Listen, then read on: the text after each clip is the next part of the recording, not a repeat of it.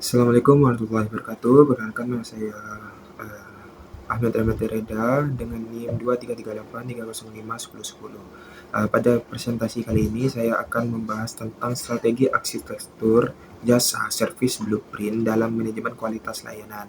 Nah, materi ini membahas bagaimana perusahaan jasa dapat merancang layanan yang lebih terstruktur agar pelanggan ini merasa puas. Baik, slide selanjutnya ini menjelaskan pengertian service blueprint.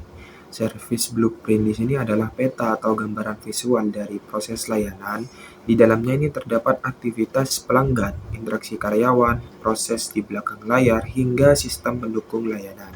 Nah, konsep ini dikembangkan oleh Gelin Sostek. Nah, tujuannya untuk membantu perusahaan meningkatkan kualitas dan konsistensi layanannya. Jadi dengan service blueprint ini perusahaan bisa melihat alur layanan secara jelas dari awal sampai akhir. Baik, selanjutnya ini latar belakang munculnya service blueprint. Nah, sebelum tahun 1980, ini banyak layanan masih dikelola dengan cara coba-coba atau trial and error. Nah, belum ada sistem yang jelas untuk mengontrol kualitas layanan. Nah, padahal jasa berbeda dengan produk fisik. Jasa itu tidak berwujud, diproduksi dan dikonsumsi secara bersamaan, serta sulit untuk distandarisasi. Karena itulah muncul kebutuhan akan alat yang dapat membantu perusahaan mengontrol dan memperbaiki kualitas layanan, yaitu service blueprint. Nah, slide selanjutnya ini menjelaskan tentang perbedaan produk dan layanan, di mana produk dan layanan ini memiliki perbedaan yang cukup besar. Nah, produk ini bersifat berwujud, bisa dimiliki, dan proses produksinya itu terpisah dari konsumsi. Contohnya ini seperti handphone dan pakaian. Nah, sedangkan layanan ini tidak berwujud karena berupa pengalaman, produksi, dan konsumsi ini terjadi bersamaan. Misalnya ini saat pelanggan makan di restoran atau menginap di hotel. Nah, karena itu, melibatkan interaksi manusia, kualitas layanan juga lebih mudah berubah-ubah. Selanjutnya ini menjelaskan tentang prinsip desain layanan modern, di mana dalam desain layanan modern ini terdapat beberapa prinsip penting. Nah, yang pertama ini user-centered, yaitu fokus pada kebutuhan pelanggan. Yang kedua ini co-kreatif, artinya ini pelanggan dan karyawan ini ikut terlibat dan menciptakan layanan yang baik. Yang ketiga ini sequencing, yaitu layanan harus disusun secara berurutan dan jelas. Yang keempat ini evidensi, yaitu memberikan bukti fisik layanan agar pelanggan ini merasa yakin dalam jasa kita yang kita tawari. Dan yang terakhir ini holistik, yaitu melihat layanan sebagai satu sistem yang saling terhubung. Dan selanjutnya ini menjelaskan komponen utama service blueprint, di mana service blueprint ini memiliki beberapa komponen utama. Yang pertama ini physical evidence atau bukti fisik layanan. Nah, misalnya ini ruangan, aplikasi, atau struk pembayaran. Yang kedua ini customer action, yaitu aktivitas yang dilakukan pelanggan. Yang ketiga ini on-stage action, yaitu interaksi langsung antara pelanggan dan karyawan. Keempat ini backstage action, yaitu aktivitas internal yang tidak terlihat oleh pelanggan. Dan yang terakhir ini support proses, yaitu sistem pendukung seperti database atau teknologi perusahaan. Selanjutnya ini garis dalam service blueprint. Di dalam service blueprint ini terdapat beberapa garis penting. Yang pertama ini line of interaction, yaitu batas interaksi antara pelanggan dan perusahaan. Yang kedua itu line of visibility, yaitu pemisah antara proses yang terlihat dan tidak terlihat oleh pelanggan. Yang ketiga ini line of internal interaction, yaitu batas antara staf depan dengan staf pendukung.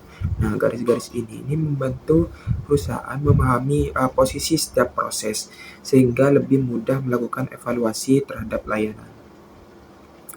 Nah, selanjutnya ini menjelaskan hubungan service blueprint, di mana dengan kualitas layanan ini service blueprint ini sangat berhubungan dengan kualitas layanannya. Dengan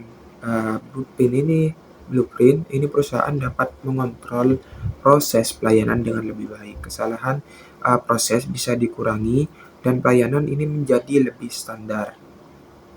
Selain itu, ini blueprint ini juga mempermudah evaluasi layanan sehingga pengalaman pelanggan ini bisa terus ditingkatkan. Selanjutnya ini integrasi dengan self quality. Service blueprint ini juga dapat dikaitkan dengan model serve qual atau service quality. Yang pertama ini reliability, yaitu kemampuan memberikan layanan ini secara konsisten. Yang kedua ini assurance, jaminan, yaitu kompetensi dan rasa percaya yang diberikan kepada pelanggan. Yang ketiga ini tangible, yaitu bukti fisik layanan. Yang keempat ini empati, yaitu kepedulian terhadap pelanggan. Dan yang terakhir yang kelima ini responsiveness, yaitu kecepatan dalam membantu pelanggan. Kelima aspek self quality ini membantu perusahaan mengukur kualitas layanan secara lebih lengkap. Nah, selanjutnya ini integrasi dengan model Kano. Selain service quality, ini service blueprint ini juga dapat dikaitkan dengan model Kano. Yang pertama ini must have, yaitu kebutuhan dasar yang wajib ada. Yang kedua ini one dimensional, yaitu semakin baik kualitas layanan ini maka semakin tinggi kepuasan pelanggan. Yang ketiga ini atraktif, yaitu fitur tambahan yang memberikan kejutan positif bagi pelanggan. Nah, model-model tadi itu ini membantu perusahaan mengalami hal-hal yang paling memengaruhi kepuasan pelanggan. Selanjutnya ini menjelaskan fail point. Fail point ini adalah titik yang berpotensi menyebabkan kegagalan layanan. Nah, penyebabnya ini bisa berasal dari kesalahan pelanggan, kesalahan karyawan, atau gangguan sistem dan teknologi. Nah, untuk mengatasinya ini perusahaan dapat membuat SOP, memberikan pelatihan, melakukan otomatisasi, dan menggunakan sistem fail safe agar kesalahan dapat diminimalkan. Nah, selanjutnya ini menjelaskan bottlenecks. Bottlenecks di sini ini adalah hambatan dalam proses layanan yang menyebabkan proses jadi lambat. Akibatnya pelanggan harus antre atau menunggu lebih lama. Penyebabnya ini bisa karena kapasitas rendah, proses terlalu rumit, atau sistem yang belum terintegrasi. Nah, solusinya ini adalah melakukan otomatisasi, menyederhanakan proses, dan menghapus langkah yang tidak penting. Yang selanjutnya ini langkah membuat service blueprint. Ada beberapa langkah dalam membuat service blueprint di sini. Yang pertama ini menentukan proses layanan yang akan dianalisis. Yang kedua ini mengidentifikasi pelanggan. Yang ketiga ini memetakan aktivitas pelanggan dan customer action. Kemudian memetakan one step action dan back step action. Selanjutnya ini mengumumkan proses pendukung dan menambahkan bukti fisik layanan. Terakhir ini dilakukan analisis dan evaluasi untuk menemukan bagian yang perlu diperbaiki. Nah, studi kasus slide selanjutnya ini menjelaskan studi kasus perhotelan. Contohnya ini penerapan service blueprint, di mana dapat dilihat pada industri perhotelan. Ini contohnya ini Hotel Crystal Kota, fokus memperbaiki moment of truth. Nah, terutama pada proses penyambutan tamunya. Sedangkan Lake Powell ini berhasil menurunkan keluhan pelanggan lebih dari 50%. Hasilnya ini kepuasan dan loyalitas pelanggan ini meningkat. Hal ini menunjukkan bahwa service blueprint ini dapat membantu meningkatkan kualitas layanan secara nyata. Selanjutnya ini menjelaskan perbandingan metode, di mana terdapat beberapa metode yang mirip dengan service blueprint, yaitu customer journey map lebih fokus pada pengalaman dan emosi pelanggan. Sedangkan service blueprint ini fokus pada proses operasional layanan. Lalu proses change network atau PCN ini lebih fokus pada interaksi dan pengelolaan sumber daya. Jadi setiap metode memiliki fokus yang berbeda-beda sesuai kebutuhan perusahaan. Nah, selanjutnya ini menjelaskan tantangan service blueprint, di mana meskipun bermanfaat, service blueprint di sini ini juga memiliki beberapa tantangan. Nah, blueprint di sini ini bersifat statis sehingga sulit menggambarkan perubahan layanan yang sangat dinamis.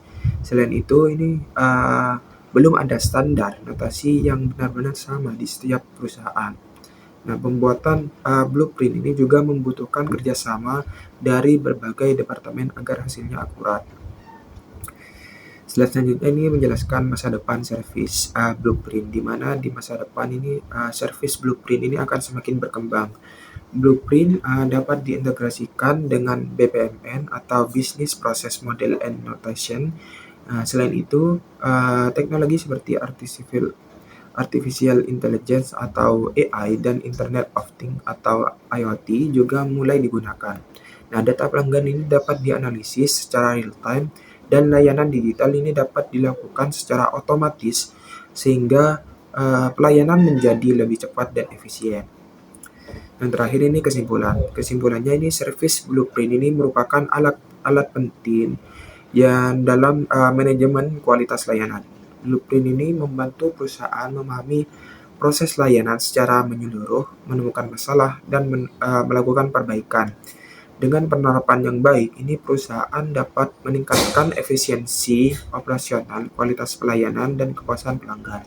Karena itu, service blueprint ini menjadi strategi penting dalam persaingan bisnis jasa modern. Baik, cukup sekian pemaparan materi yang bisa saya sampaikan. Kurang lebihnya saya mohon maaf. Wabillahi taufiq wal hidayah. Wassalamualaikum warahmatullahi wabarakatuh.